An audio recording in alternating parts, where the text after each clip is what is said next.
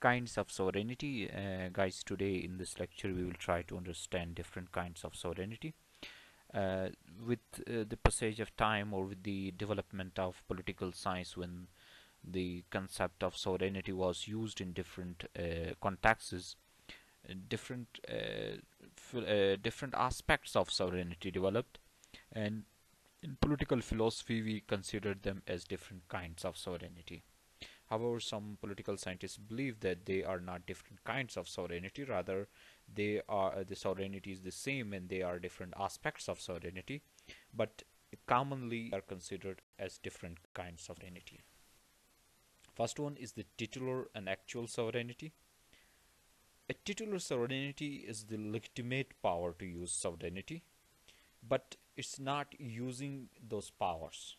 For example, in Britain, there's difference between crown and king.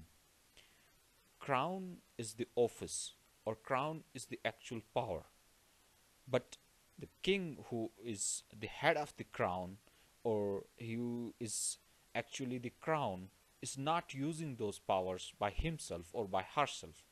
Somebody else is using those powers on behalf of the king. So the king is the titular sovereign in United Kingdom, and the actual sovereign is the one who really exercises the sovereign power. For example, in the previous example that we had taken for titular sovereignty, the crown was the titular sovereignty and the British Parliament is the actual sovereign, because British Parliament is the one which is using actual sovereign power on behalf of the crown, right?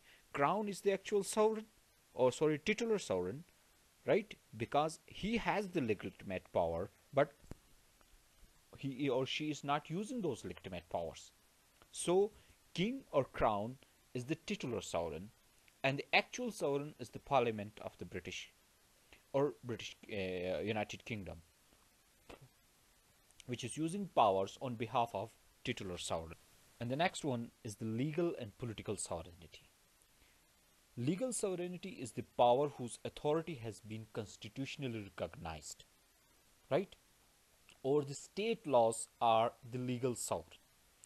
And political sovereignty signifies the privilege of electorate by virtue of which their opinion is weighed in formation of government. So in this way, they influence in decision making of government.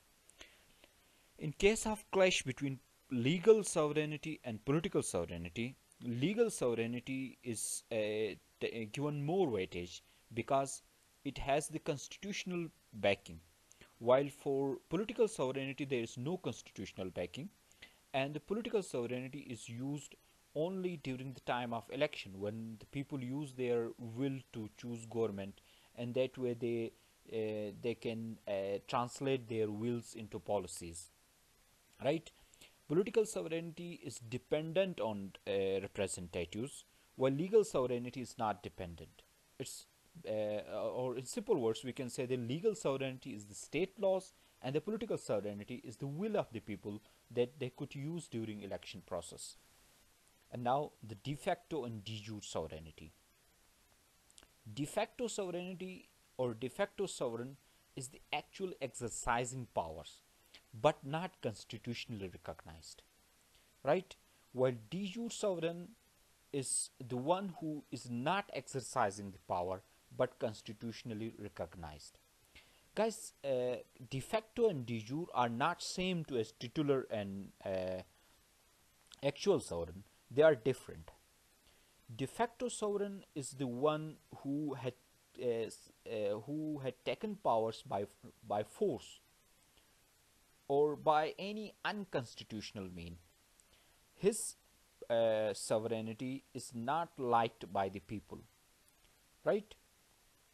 And de jure sovereign is the one who has the constitutional right to rule, but he is not ruling. For example, from 1949 to 1971, in China there were two types of sovereigns. The Kuomintang, who were considered as the de facto or de jure sovereign by most of the Western countries and United States, was not actually ruling in China, while the Communist Party was, which is currently ruling as well, It was ruling China and it was de facto sovereign. It was not accepted as a sovereign by most of the nations, but it was ruling on China, so it was the de facto sovereign of China, not the de jure sovereign of China, right? Our Pakistan had accepted Communist Party as de facto and de jure sovereign of China in 1949. Only few countries had accepted them, right? So de facto and de jure sovereign is different from titular and actual sovereign. For titular and actual sovereign, this is not the case. Titular sovereign is the symbolic sovereign, and the actual sovereign is the one who is actually exercising those powers. For example, in Pakistan, president is the titular sovereign and parliament is the actual sovereign, right? And de facto and de jure are different. De facto sovereign is not constitutionally recognized.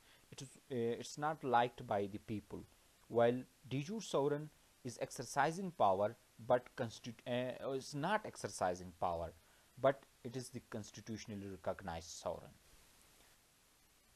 Thank you for joining. Please do subscribe to our channel. We do have separate clips on all types of sovereignty as well. And if you have not subscribed to our channel yet, please do subscribe to our channel and do not forget to like this clip and share to your other friends as well. Thank you for joining.